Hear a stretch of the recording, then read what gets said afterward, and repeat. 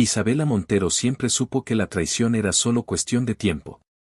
Cuando las fotografías en su escritorio confirmaron sus sospechas, no derramó una lágrima ni permitió que la ira nublara su juicio. En lugar de ello, diseñó un plan con la precisión de una arquitecta del destino.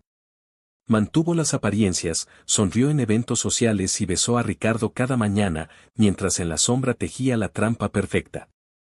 Su accidente no fue más que el inicio de la caída de su esposo infiel y su amante.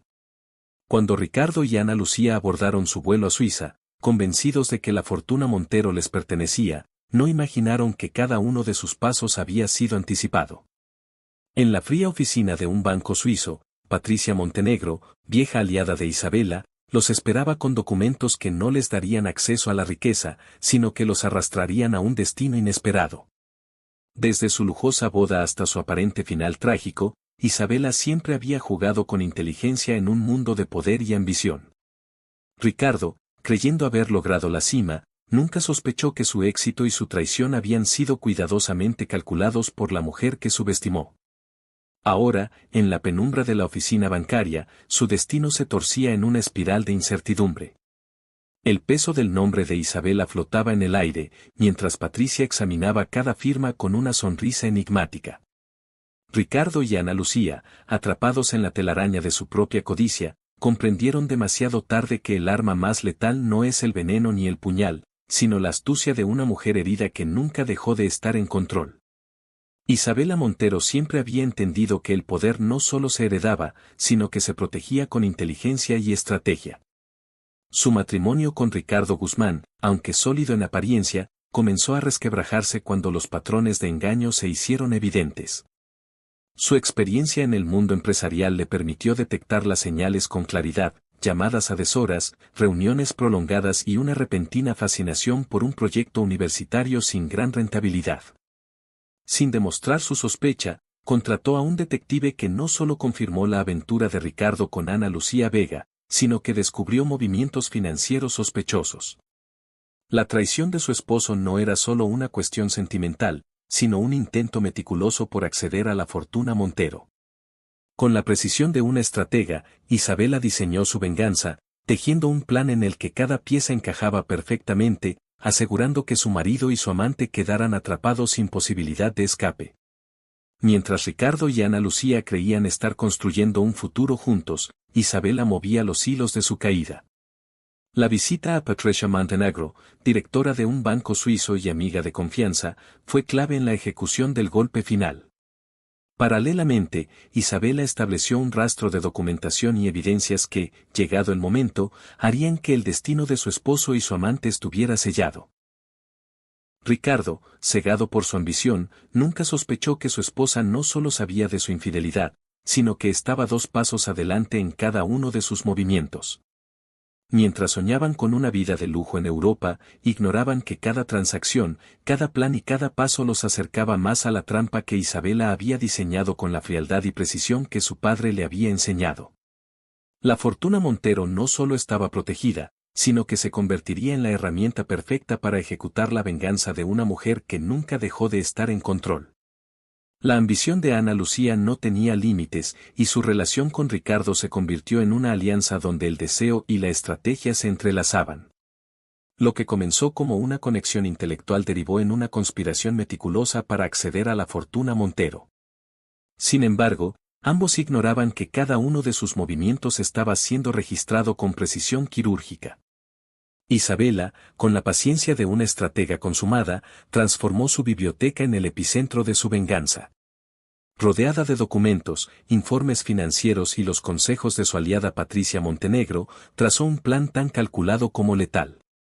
Mientras Ricardo y Ana Lucía soñaban con su nueva vida, sin saberlo, se hundían más en la red de su propia codicia. Sus viajes, transferencias bancarias y reuniones secretas en Europa no eran más que piezas de un juego que Isabela ya había ganado antes de que ellos siquiera sospecharan el peligro. La alta sociedad mexicana seguía viendo a Isabela y Ricardo como la pareja perfecta, sin imaginar que tras cada evento benéfico y cada fotografía de gala se escondía la farsa de un matrimonio al borde del colapso. Ricardo, creyéndose intocable, había comenzado a alejarse discretamente del círculo Montero, sin notar que cada paso que daba lo acercaba más a su caída. Mientras tanto, Ana Lucía, absorta en su ambición, se preparaba para un futuro que jamás llegaría. En la intimidad de su mansión, Isabela mantenía un diario codificado con cada detalle de su plan, una obra maestra de venganza ejecutada con la precisión de un reloj suizo. El detective Ramírez, en su último informe, no pudo evitar reconocerlo, nunca había visto una trampa tan perfecta. Pronto, Ricardo y Ana Lucía descubrirían que el mayor error que pudieron cometer no fue su traición, sino subestimar a una mujer que entendía el poder mejor que nadie. Isabela había previsto cada detalle con la precisión de un cirujano. Su historial médico cuidadosamente documentado, las transferencias bancarias sospechosas y los informes del detective Ramírez eran piezas clave de un rompecabezas que, al completarse, demostraría la traición de Ricardo y Ana Lucía sin margen de error. Mientras ellos se imaginaban viviendo una vida de lujo en Europa, Isabela se aseguraba de que su destino fuera muy distinto. La reunión con Patricia Montenegro en el banco suizo no era una formalidad, sino la culminación de un plan ejecutado con frialdad y paciencia. Ricardo intentó mantenerse sereno, pero cada palabra de Patricia lo hundía más en la incertidumbre.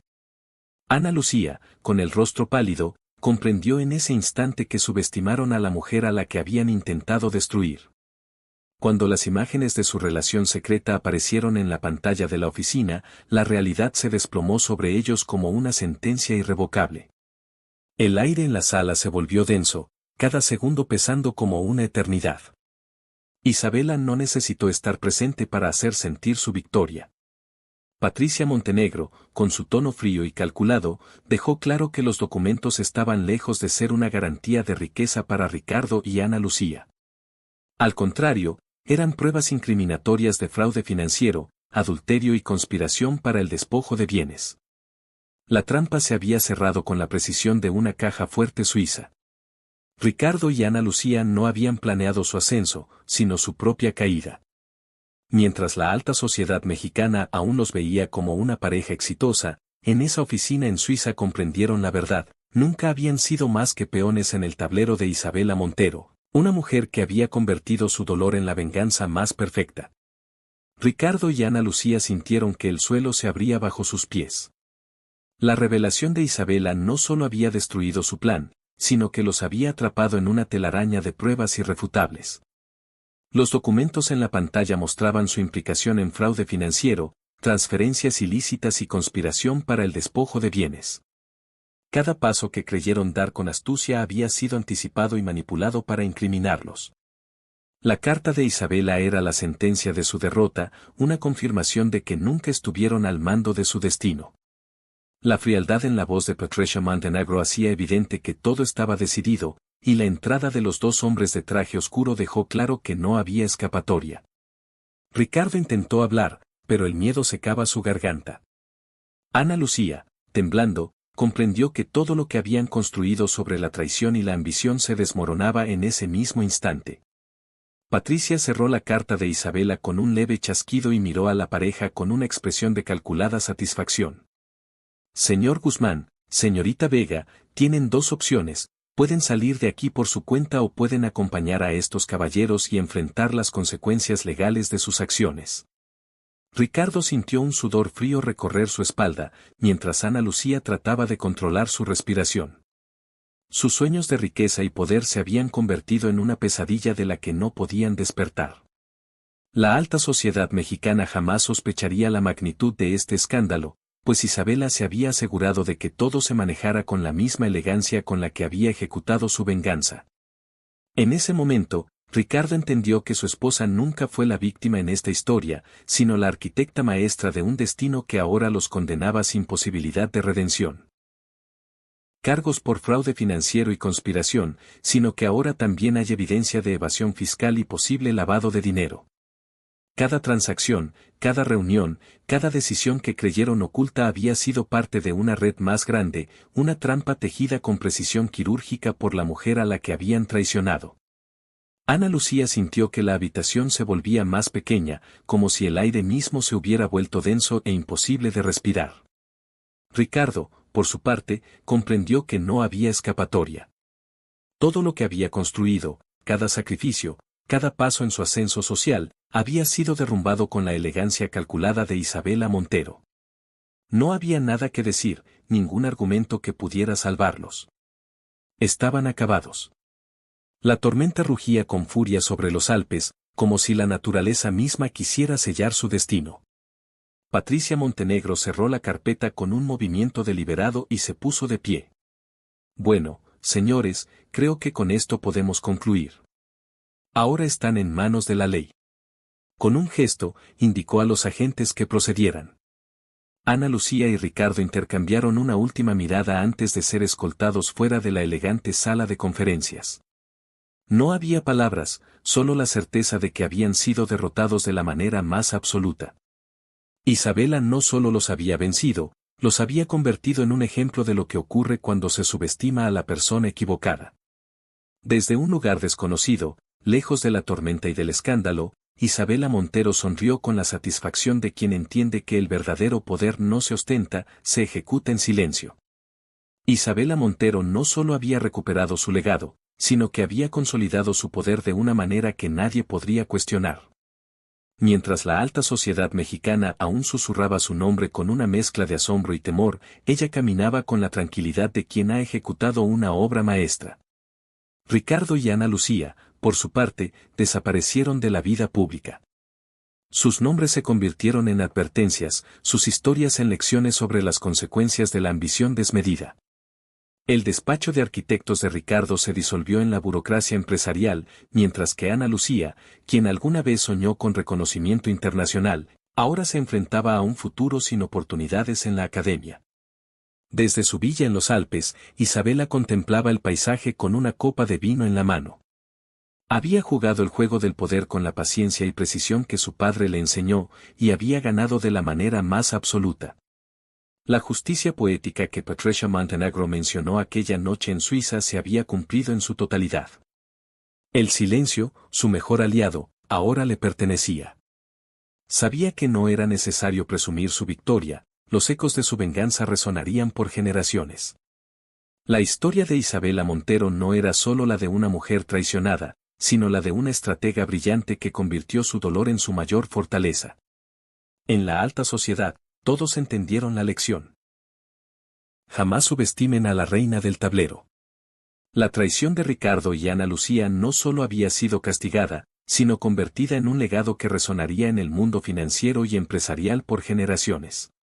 Isabela Montero emergió de la sombra de la traición como una estratega incomparable, consolidando su poder no con gritos ni escándalos, sino con la precisión meticulosa de una mente que había entendido el juego mejor que nadie. Mientras Ricardo languidecía en un puesto menor en Asia y Ana Lucía reconstruía su vida lejos del prestigio que una vez soñó, Isabela transformaba cada fragmento de su experiencia en una herramienta para fortalecer su imperio. La mansión Montero, que alguna vez fue el escenario de su mayor desilusión, ahora era la sede de una fundación dedicada a empoderar mujeres traicionadas por socios, familiares o sistemas que buscaban arrebatarles lo que era suyo. La ironía no pasó desapercibida para la alta sociedad mexicana, la mujer que fue traicionada se convirtió en el mayor símbolo de fortaleza y justicia. Pero más allá del poder y la venganza bien ejecutada, Isabela comprendió que su victoria real no radicaba en la caída de sus enemigos, sino en la transformación de su propio destino. Desde su ático en la Ciudad de México, con una copa de vino en la mano, contemplaba el horizonte con la serenidad de alguien que había sobrevivido a la tormenta y ahora dominaba su propio cielo. La carta de Ricardo, aún sellada, permanecía en su caja fuerte no por rencor, sino como un recordatorio de que algunas batallas no necesitan respuestas, solo olvido.